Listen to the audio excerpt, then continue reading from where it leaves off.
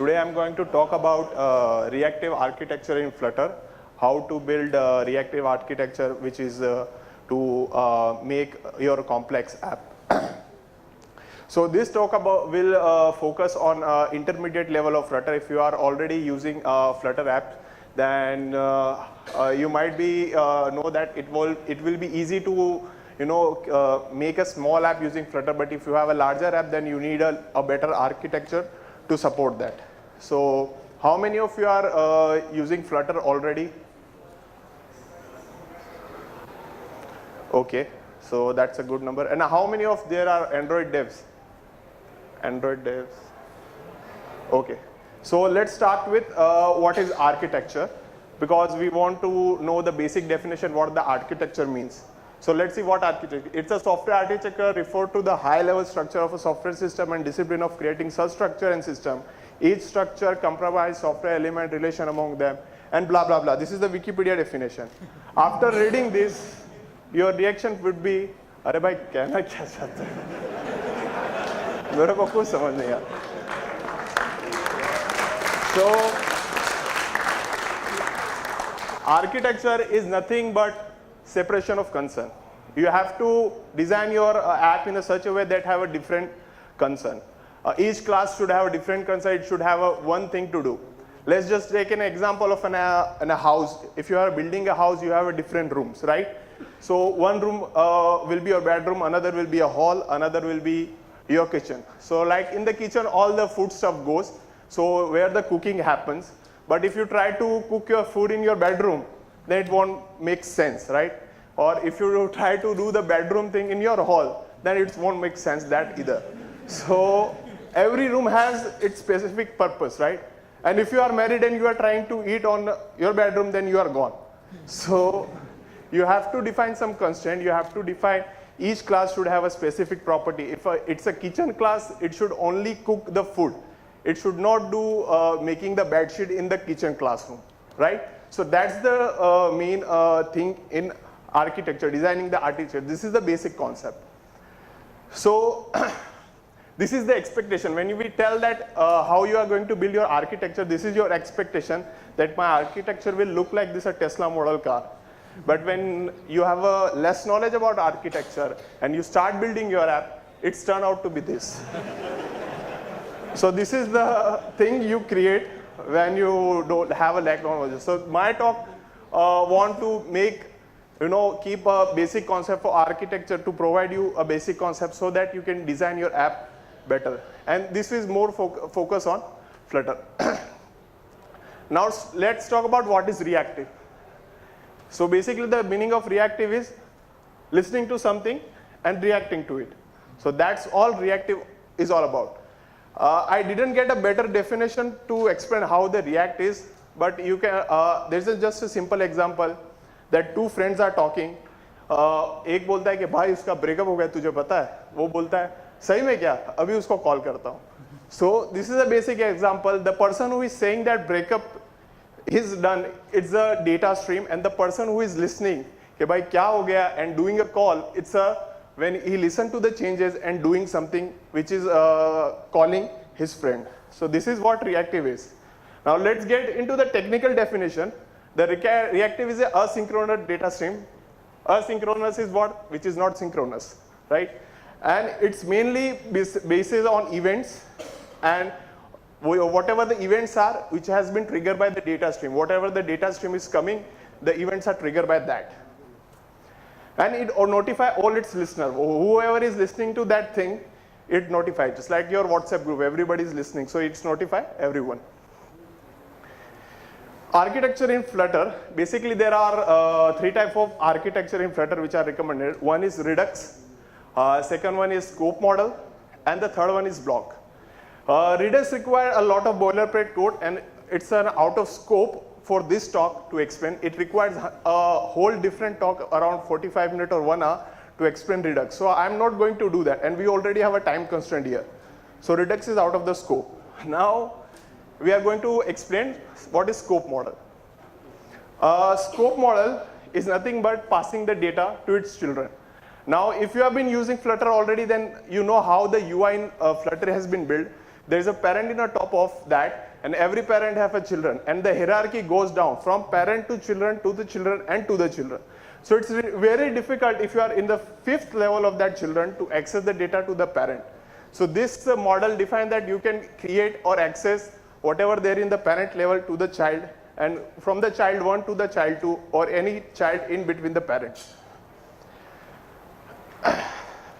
Now let's start. I'm not going to build a WhatsApp app in Flutter, but I'm going to just start with a counter example. I will try to explain the concept, how you can implement it, and then there is your imagination. It can goes to anywhere. So there is a counter example which will explain that we are simply showing a counter there, and we are changing the state.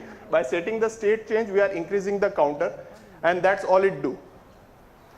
But we know that it's a good for simple app, but building a complex app is never easy. When your app grows, when your features grows, when your widget grows, then it will be very difficult to maintain each state from one widget to another, communicating one widget to the another widget. So let's see the code, how the scope model works.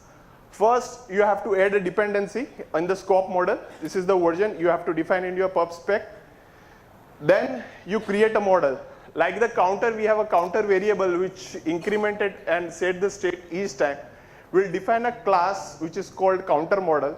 It will have a counter variable which initial value will be 0. And there is a business logic we call increment, where we define what we are going to do with that counter, and we'll increment that counter value. So that's the how you define your model. And in a scope model, you have to define each model should extend model. So it will be a model class. And the main important stuff is you have to notify listeners. So whenever there is a change in a model, you have to notify all listeners that something has been changed and you need to update your data. So this is very important, the notify listener. If you don't provide this method, then there won't be any changes to its children. So this is the important one. The next one is scope model, or you can say a parent. So this is how we define the scope model. It will be to a parent level. So this is our app, which is extending the stateless, which is the counter app, and it returns the material app as usual when we create that. So this is our parent app. So we need to wrap that material parent to the scope model, and we'll provide a model which we need, which is our counter model. And then we define our model class, where our counter model instance goes. So this is how we define on the parent level.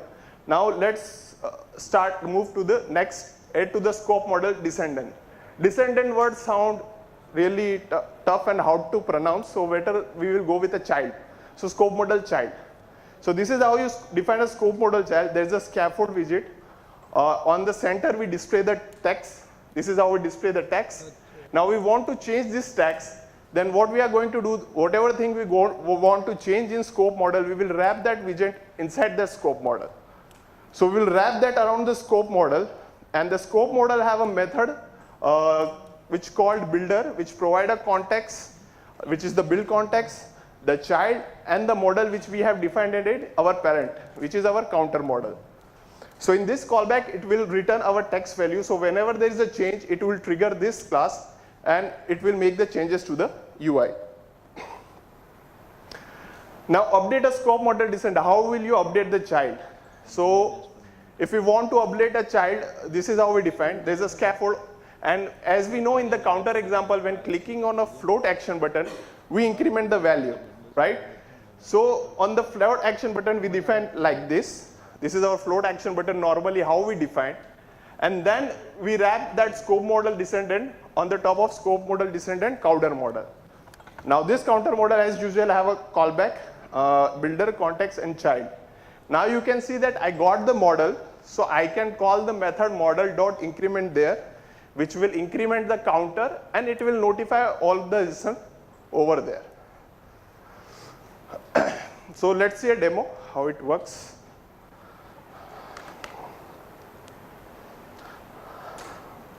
So this is my counter, this is my normal counter app. So this is the emulator, I guess.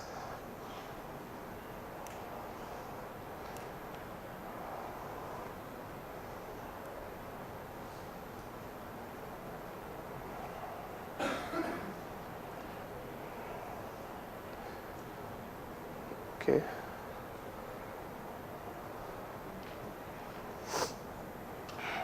So this is the counter app which we run. This is our main counter app where we are going to run the counter app. Now this is our scope model class where we have defined our customer model, and we have wrap our material app on this scope model, and we are providing this counter model. And here we are going to update our text to the scope model descendant, and this is our floating action button we are going to call model.increment value. So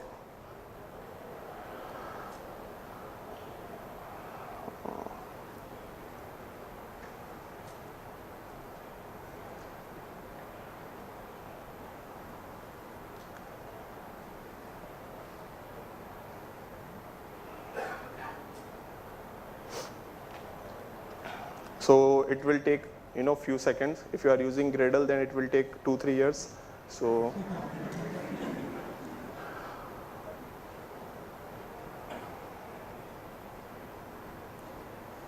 this is our scope model, and when we are clicking, then it's updating its value. So let me change the title from here, from scope model to S, ताकि आपको ऐसा ना लगे कि बंदा कुछ भी दिखा रहा है, मैं टेक्स्ट चेंज करके दिखाता हूँ. So it's changing, so it's a scope model. So back to slide. This is the backup plan if demo doesn't work. So those are the benefits that we are going to define. They have an independent widget. Now every child is independent of their own because they can access the value of parent. You don't have to pass into the constructor, and into the constructor. So this is an independent widget. We will take a scene example. This is the scaffold where we define a cart count in the app bar widget, which is basically whenever you add something, the increment on cart will increase. So this is the basic cart count widget, which is independent. We are not passing anything. There is a text which is by default 1. So now we will wrap that text around scope model descendant, and there will be a builder which have a child and model. We will get the value of counter from that model. So now see how that will look. So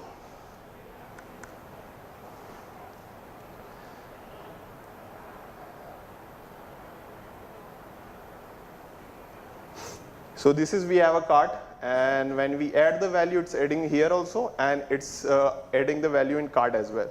Since here we can see that cart is an independent widget which is not dependent on anything, just is taking the model from the scope model. But there is a problem here. The problem with the, let me switch slides again. I don't like switching slides. So the con is that it rebuilt all the widget. Whatever widget are under the scope model descendant, it will try to change all the widget. Like in the floating action button, if we are clicking on the floating action button, it will update the floating action button as well, which we don't want because there is no purpose behind updating the float action button. So we'll see. This is the homework.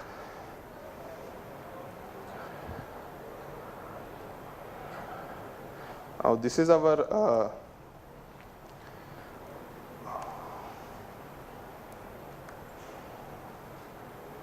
so this is just a random container which change the value whenever it's got rebuilt. So we'll run that. Okay, so here if you can see there is a color here which is in green. So whenever you click on that, that color is changing. It means that the float action button is building again. So we don't want that. So there is a problem for that. So we don't want, there might be a majority of button which we don't want to change the text or anything else. So they have provided a flag to disable that. They have provided a flag called rebuild false. So if you define it as a false, then it won't change. But I don't know, there is some bug or in the library, it doesn't work. So if I run, it still doesn't work, it will change it. So actually it should work, but there is some, might be mistake. So that's the true story. Every developer made mistake. I have made some mistakes, so it's not working. So let's just the slides. So you redebuild on change false, and it won't change that text on that one. But the problem with this approach is that suppose you have a 10 or 15 widget, then you have to define that flag individually.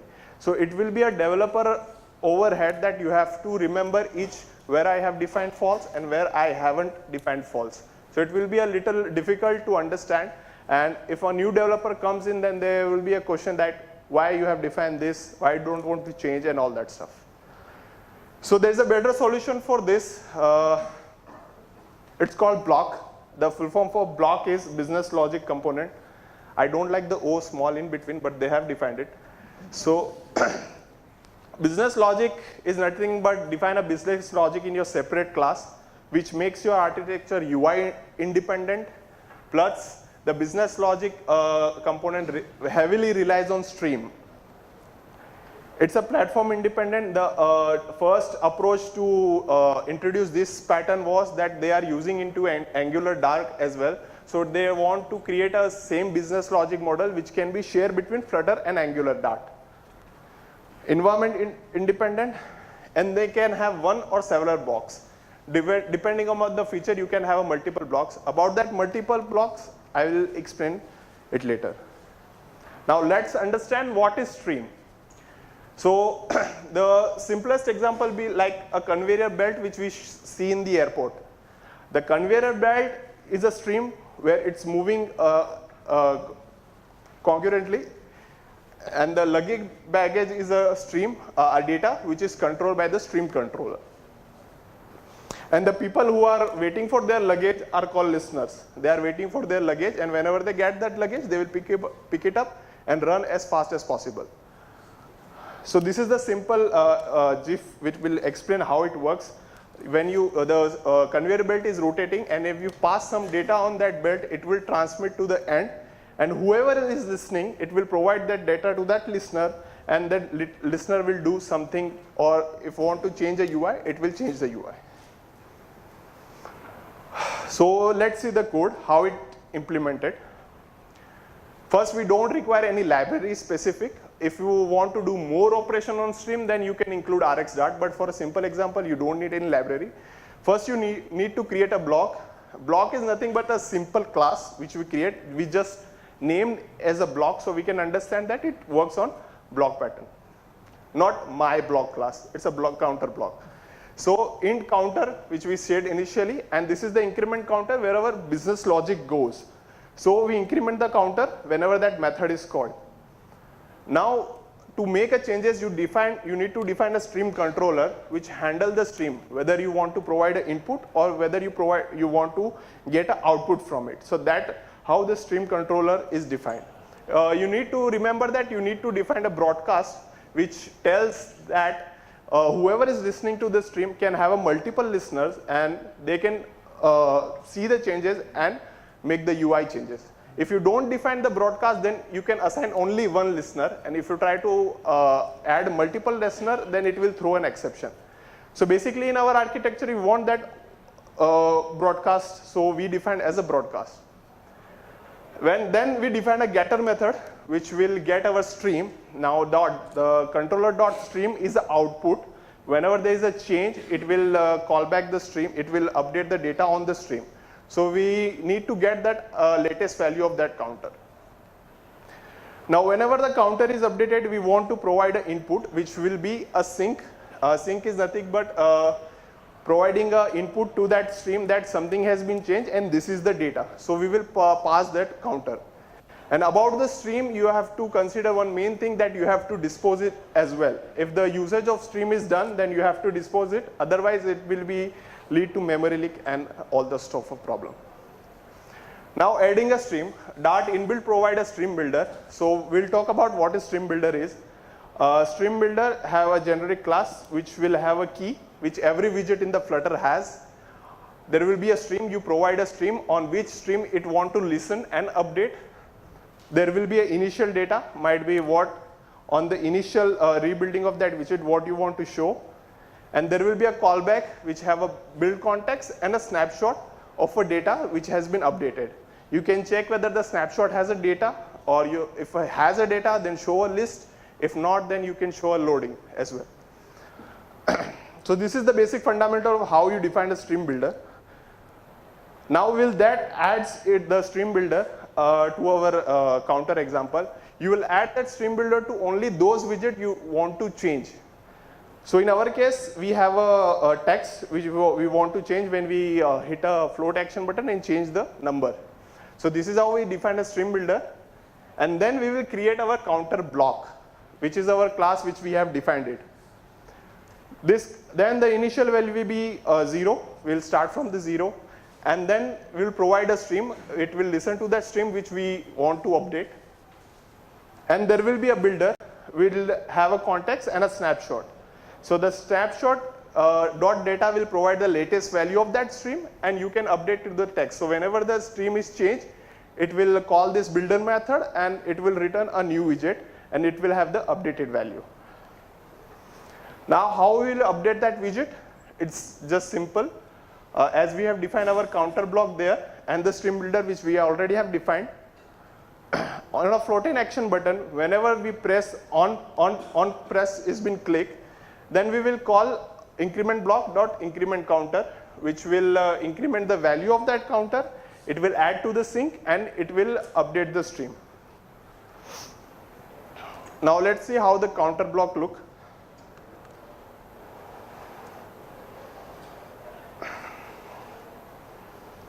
So this is our counter block. I think I need to slow down the font. This is our app which we are running, and this is the counter block which we have provided. This is the counter value, the stream controller, with the out counter, the dispose method, and the sync. So now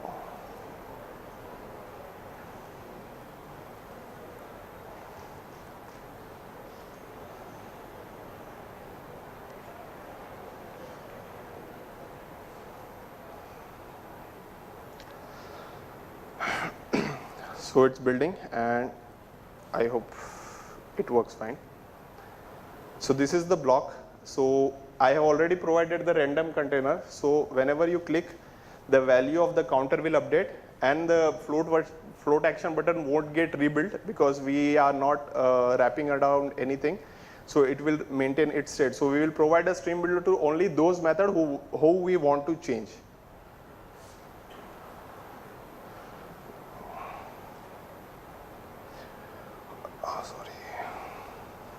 But there is one problem, as you can see, that we are able to increment the value of the counter, but we are not able to increment the value of the cart. Because the reason is that cart is an independent widget, so we need to create a counter block for each widget. So if we need to create for each widget, then the stream will be independent. So it won't reflect this stream into this because both instances are different. So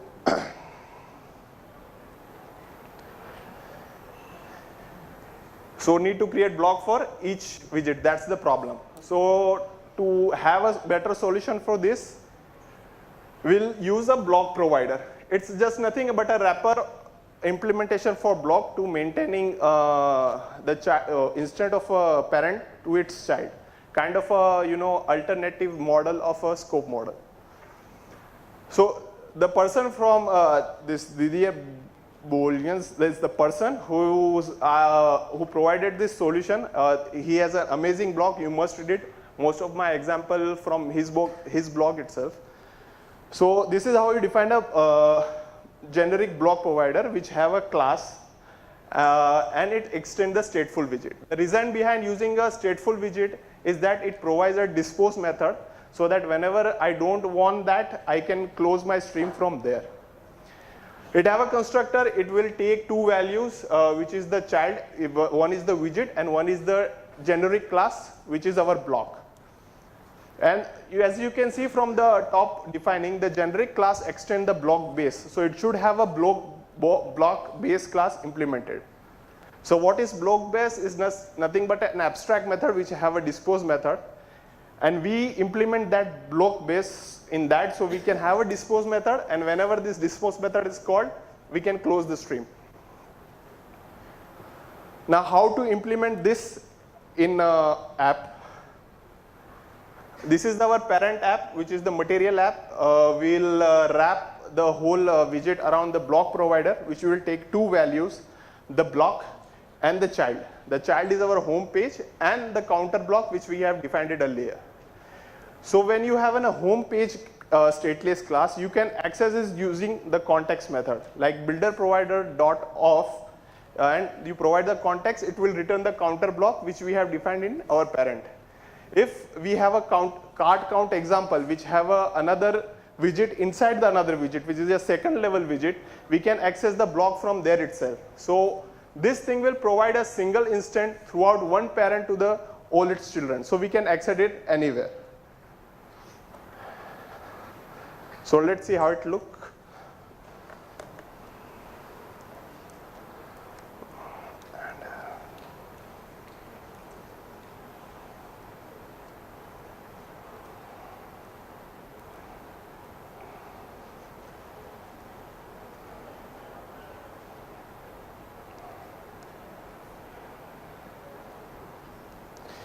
So this is our block provider class. This is our block which we have defined it. We have implemented the block base, and we are overriding the dispose, and we are closing the stream here.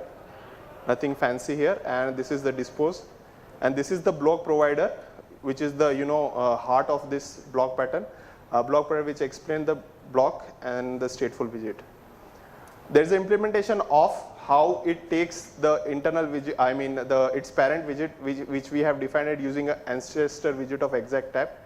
To know about that, you can go more detail into stateful widgets. And this is how we dispose the block and we build our child. And this is our card count. So this is how when we click on that button, it will increment the value of the counter as well, and then the card on the top as well. And it won't change the value of the float action button, which we have provided a random container. So it will work.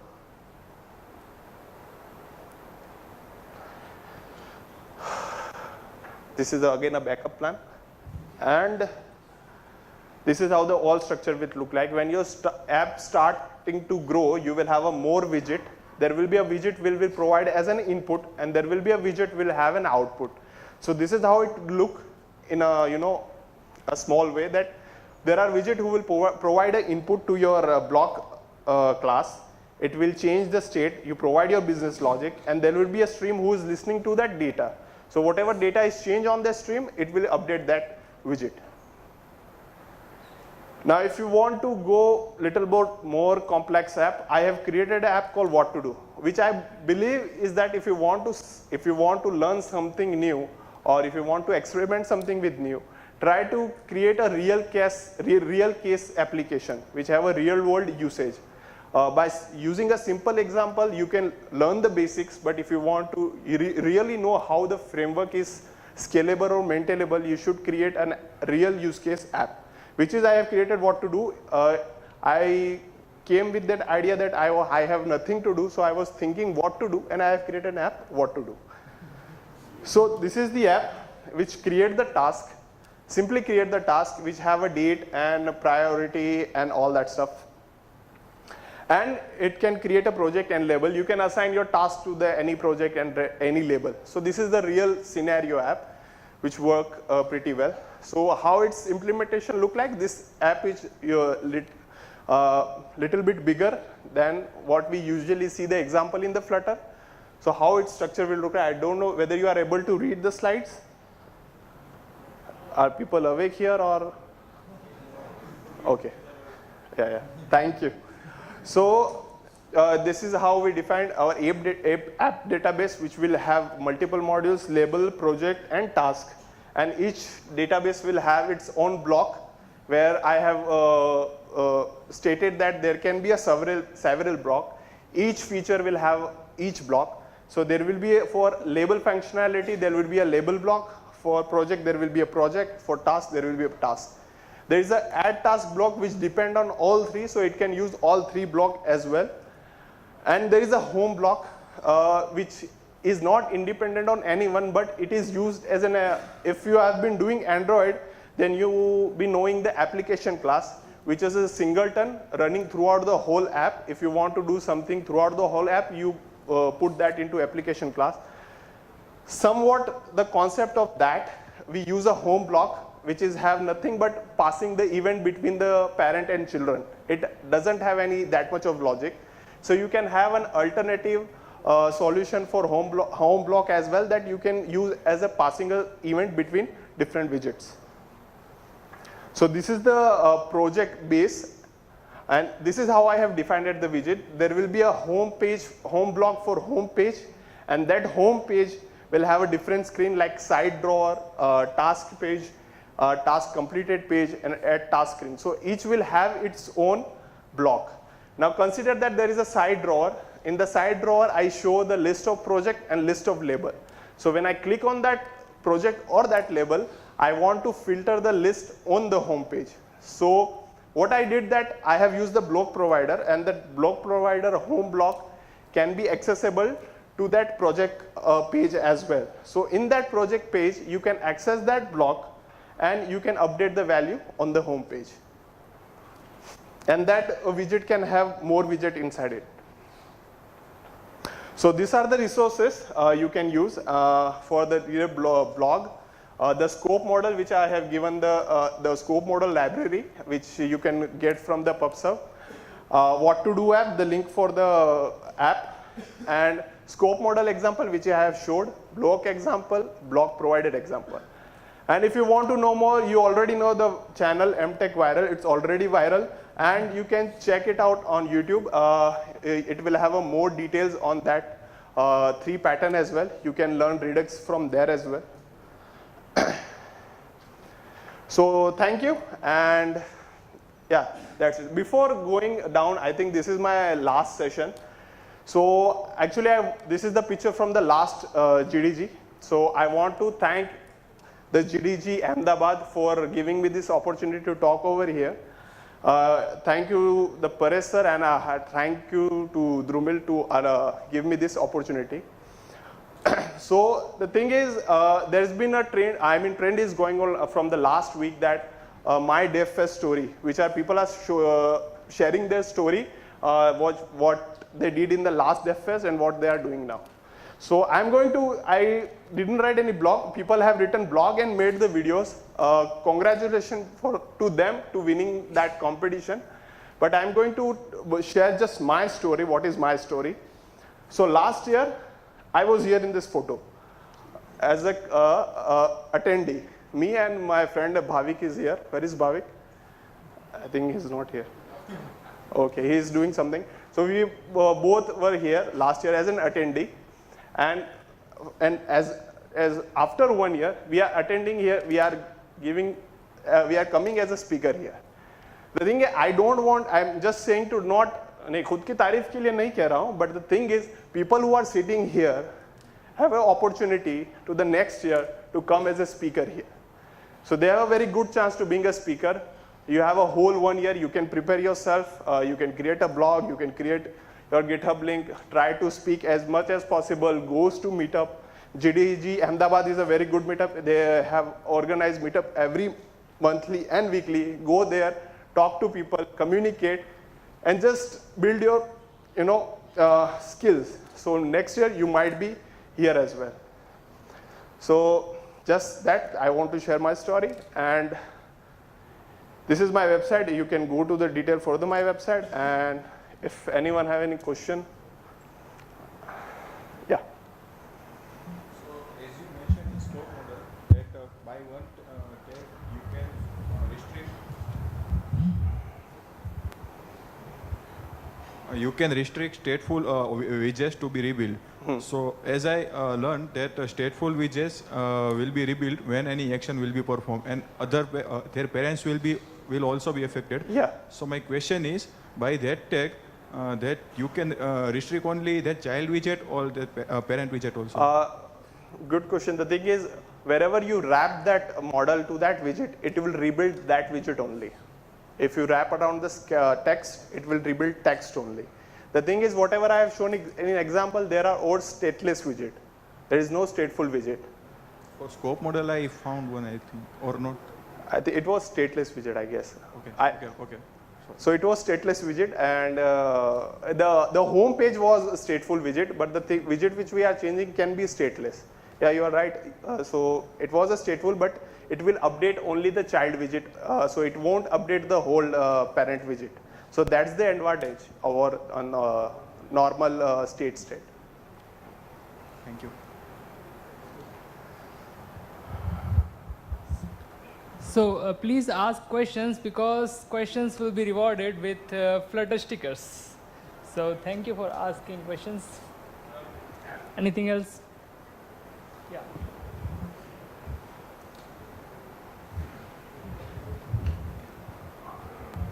Hello, sir. Yeah. Actually, I have two questions. Yes. First of all, I would like to ask that can we build complicated features, like complex features on Flutter, like we build on native platform, like can we build Socket.io, or can we integrate those things, or can we build a real-time live tracking application, or can we integrate loading KML files on map or something like that in Flutter? Okay, so first thing, if you are learning Flutter, you must understand that meeting this platform specific goal is not the requirement for Flutter. It won't enhance any of the platform specific problems or platform specific feature. Like you are talking about location tracking, Socket.io. Socket.io is related to web, I guess. It's not dependent on hardware. Whatever thing is dependent on hardware, it is not supported by Flutter. You must understand that Flutter is made to build a complex UI. The UI which you are showing to the user, it can be easily made in Flutter. Like if you are building a news app, like Google News app, it doesn't depend on any hardware or any other sensor or the system. So you can go with the Flutter. But if you are trying to build, a Skype app, which is live streaming the video, a notification app like a WhatsApp, which is handling so much of notification and doing all that stuff, Flutter won't be a good solution for that. Okay. If you want a Flutter, you can go with that as well, but you need to have a double effort on both the platform. You need to use a platform channels, which as a kind of, you can say, you have to create the same library in Android and the same library in iOS, and you have to merge it through the platform channel. Okay. So you can do that, but it will be, you have to use the two resources for that one, which defeat the purpose of Flutter of single code base. Okay. And my second question is, will Flutter replace React Native somewhere in time? I'm afraid to answer that question. Okay. Because I think React Native works on a different architecture pattern. They just convert whatever you are writing in the JavaScript, they convert into OEM widget. But it's not case with the Flutter. The best answer is, if you are happy with React Native, then go with React Native. If you are unhappy, then go with Flutter. Actually, sir, what I personally think is developing on Flutter is very easy. It is like you just have to just press a button and everything works. So you have your answer. And React Native is, we have to set up so many things. There are so many, sometimes it crashes, so many errors we have to solve and kind of thing. Even the dependency, there are some pros and cons to both the platform. If I start debate with React Native, half of people will stand from here and half will stand from here. Yes. And there will be a battle here. So, thank you, sir.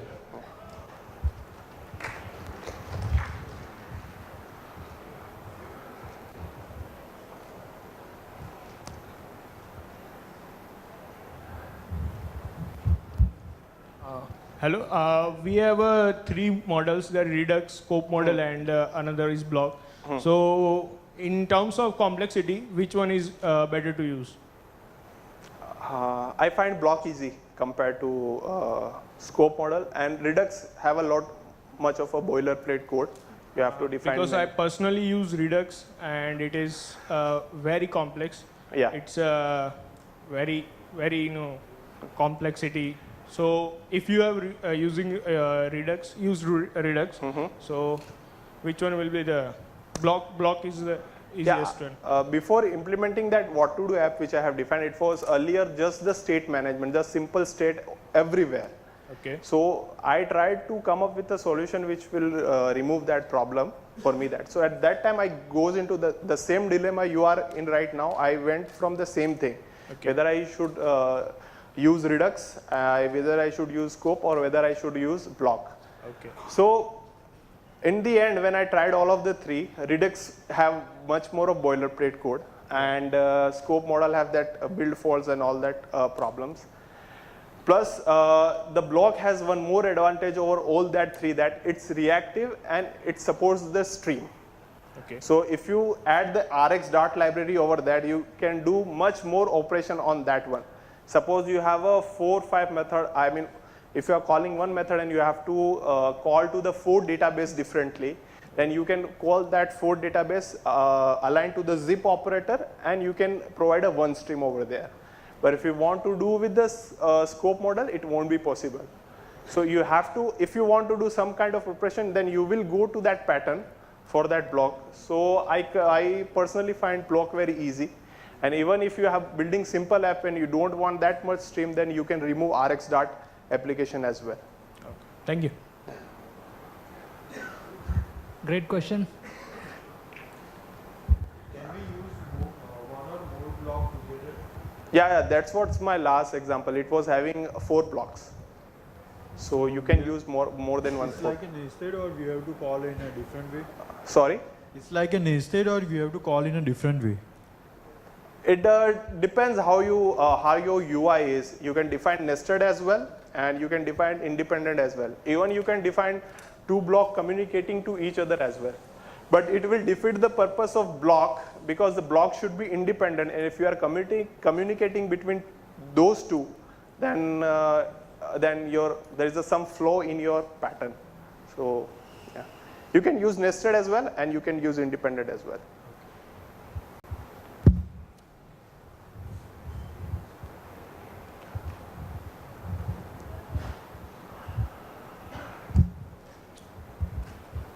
As we might aware, the Flutter is using the single activity architecture. In the single activity, the whole Flutter UI is rendering, right? So in large application, let's say we have 50 plus screens in the applications, and they are using the REST services and local database and all those. So what do you think about the scalability of that level? How the Flutter will handle those 50 screens in the just single UI, or what kind of stuff? Basically, if you see from the perspective of Android project, then you might think that there is only single activity. But you can have a single activity with multiple fragments, which we do in Android. So you can do the same thing with Flutter. You can have a multiple screen. You can have multiple scaffold, which will provide multiple things. So it won't be that much complex, I guess. So, I mean, your question was how complex it will be? Yes, in terms of performance, how it will handle the 50 plus screens in just single activity? It's just a rendering engine. So it will be 150 or 250, it will work as the same. Okay. So there won't be any performance difference on that. Okay, thank you.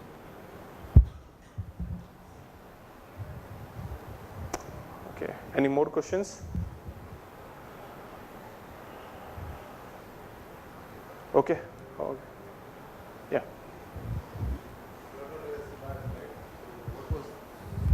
Actually, Flutter has language Dart. Yeah. So what was the problem with Kotlin?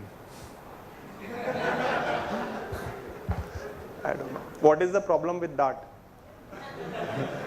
Because first I learned Java, then I learned Kotlin. Yeah. Now I have to learn Dart.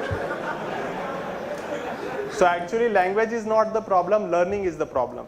So basically, Actually, learning is good, but sometimes business requirement. yeah. I totally understand. Even the thing which made me easy is that when I learned Kotlin, that it was very easy for me to, convert from Kotlin to the Dart, because the Dart use almost the same syntax, and Kotlin is that it has derived from so many other languages that you can know, oh, I have used that in Kotlin. It was there, I have seen somewhere, and it's using in that language. So I don't have, I think it's depend on the rendering engine which they have defined. They have already defined for the Dart. So that's why, I mean, complex is, I said Kotlin is for different purposes. I don't have an exact answer for that, but currently it is what it is. So.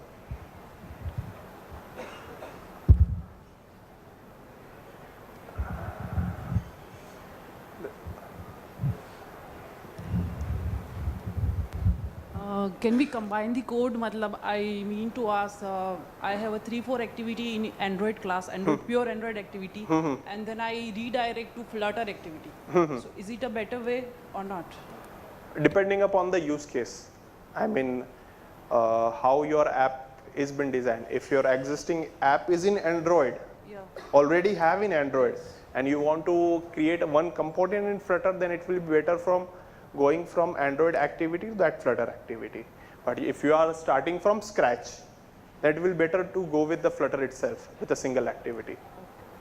And if I am having a common class like any network library class, which is used in Android as well as in Flutter, then what to do? What is it? You cannot use directly, but using platform channel you can do that. Using a platform channel, you have to define the interface between Flutter and the platform, and you can communicate through that as well. So I think if a basic library like networking, image picking, or camera, or notification for basic, they already have a plugin for Flutter. Community have already built that stuff, so it will be easy for you to start with Flutter. If you want to do some more complex or custom operation, then you have to use platform channels. Thank you.